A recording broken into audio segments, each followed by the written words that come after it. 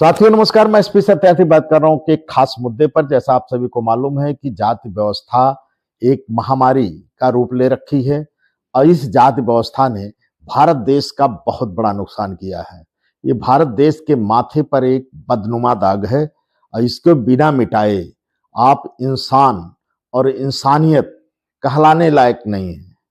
आइए हम बात करते हैं साथियों। जैसा आप सभी को मालूम है, जाति व्यवस्था एक खास वर्ग को सब कुछ दे दिया और एक खास वर्ग को सब कुछ छीन लिया। आइए तो हम बात करते हैं साथियों। जैसा आप सभी को मालूम है कि जाति जैसे ब्राह्मण में आपको स्वच्छ भी मिलेंगे, जिसके घर मन कहेगा कि आप बैठ करके खाना खा सकते हैं, और एक वही ब्राह्मण जो बहुत गंदा टाइप का होता है, जिसके घर आपका इच्छा नहीं लगी कि आप उसके घर का पानी पिए। आप पता कर लीजिए, स्वच्छ ब्राह्मण और गंदा ब्राह्मण ये दोनों मिलेंगे आपको। उसी तरह छत्री में भी है। छत्री में एक स्वच्छ छत्री मिलेगा और एक गंदा छत्री मिलेगा, विचारधारा से भी और वैसे भी। उसके घर आपको मन नहीं कहेगा कि आप पानी पी सकते हैं।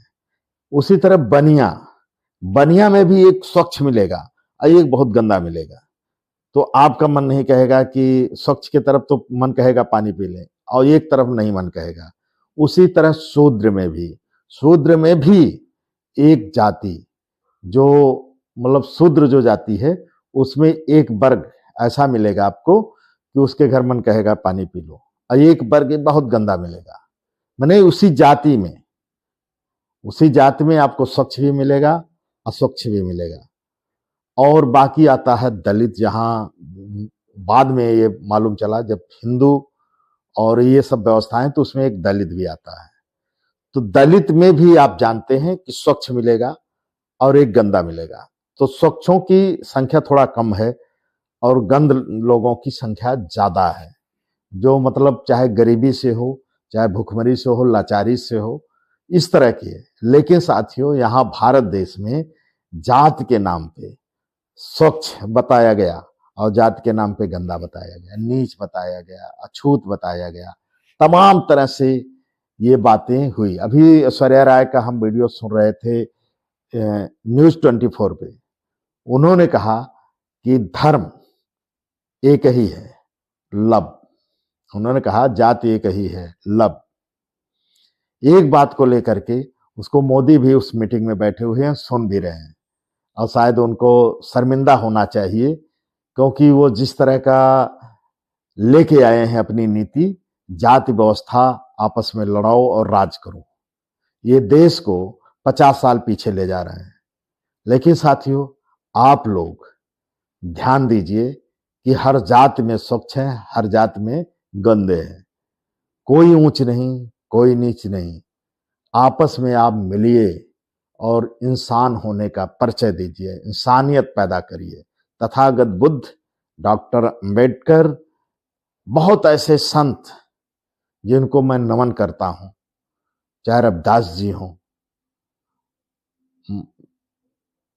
पंडित रविदास बोला जाता है, और भी संत कबीर, तुकाराम, संत गाडगे, ऐसे लोग जिन्होंने इंसान और के अंदर इंसानियत पैदा करने की विचारधारा पैदा की, और आज भी देश विदेशों में तथागत बुद्ध की विचारधारा, सम्राट अशोक की विचारधारा तैर रही है, और लगातार 17 देश फॉलो किया। अब तो बहुत ज्यादा फॉलो कर रहे हैं, क्योंकि सोशल मीडिया का जमाना है, और सोशल मीडिया जितना बढ़ेगी, लोग उतना एक दूसरे को विचारधाराओं से लैस करेंगे, क्योंकि हमारे पास अभी यंत्र नहीं थे, हम अपनी बात एक दूसरे के बीच पहुंचा नहीं पा रहे थे। तो आज सोशल मीडिया का जमाना है, हम अपनी बात वीडियो बना करके हम दे सकते हैं। कुछ ब्राह्मणों की भी बातें आई हैं सोशल मीडिया पे। ब्राह्मण ने एक कोई हैं, वो कह रहे हैं कि हमारे समाज के लोगों ने दलित समाज को या शूद्र समाज को सताया बहुत है। तो अब मैं सोचूंगा कि इन लोगों के अंदर इंसानियत पैदा मैं करूं। अपने समाज को लेकर के वो कह रहे थे, और मैं वो जो सताया दबाया गया है उसको उठाने और जगाने और गले लगाने की बात कर रहे थे।